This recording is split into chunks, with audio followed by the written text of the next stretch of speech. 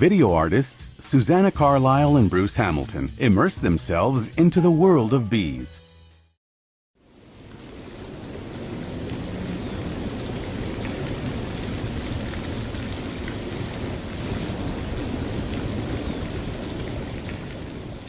For the past 10 years or so, we've been very engaged with man's impact on the environment.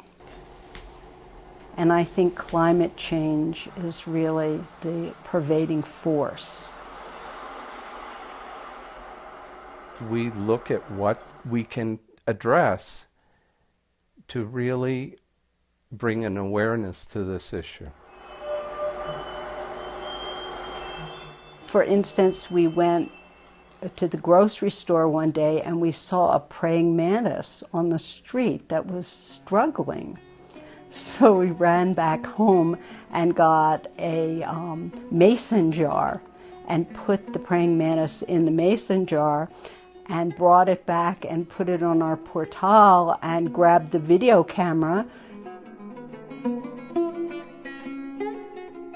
So it made us think about insects which are disappearing faster than any other species.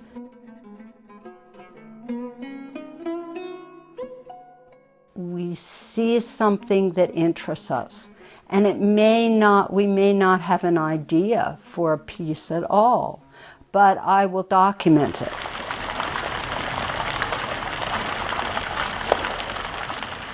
The discovery is not only what we find, but also what we learn in the process. The symbolism that we try and use is maybe not obvious in terms of selecting materials. One of the pieces we've made is called Untitled Shell, that we gave an illusion of this very old fossil of Malapteroponte, and we abstracted into this object a finished piece that we can then project video on. So we try and take our video experience and shooting and put them into some sort of environment.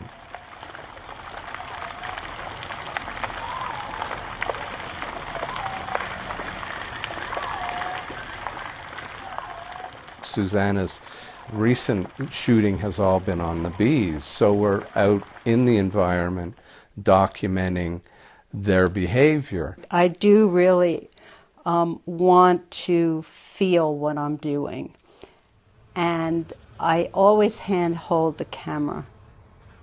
I can be very, very still holding the camera, but the camera does move because I breathe.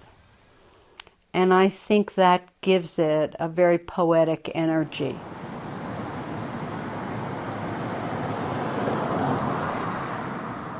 For the bee project at 516 Arts for the pollination series, the most important part is a meditative space.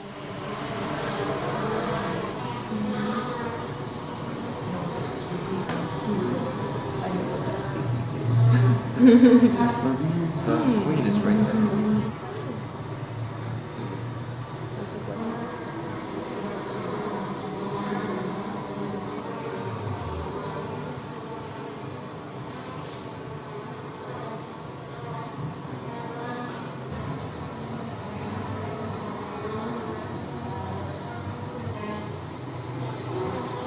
It never comes back. I wanted people to feel what I felt. I wanted them to really see the beauty of bees by projecting them and making them bigger, and also to show the industry that they have, how busy they are, and how they have a really very structured life.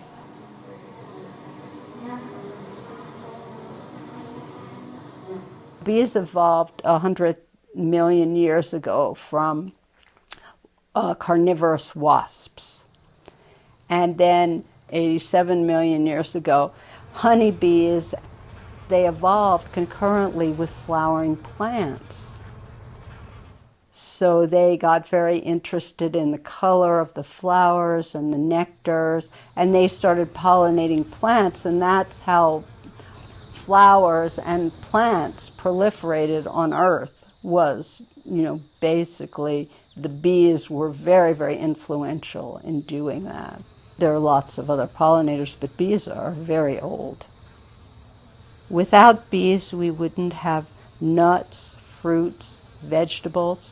We would be eating meat, fish, grains, because grains are not pollinated by the bees. But so the food supply on Earth is really going to be compromised if the bees disappear.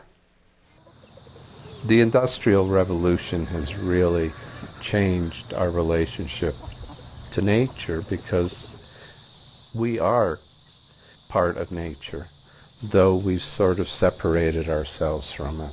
And we can't lose sight of the natural world, because if we do, we may be the next fatality in this extinction.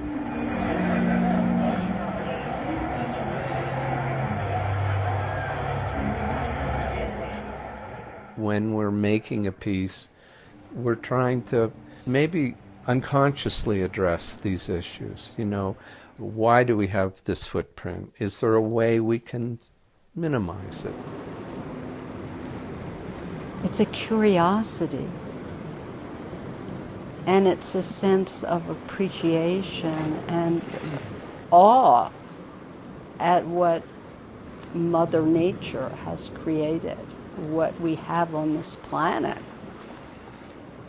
I think all we can do is really bring forth what we feel about something, and hopefully somebody will be moved by it.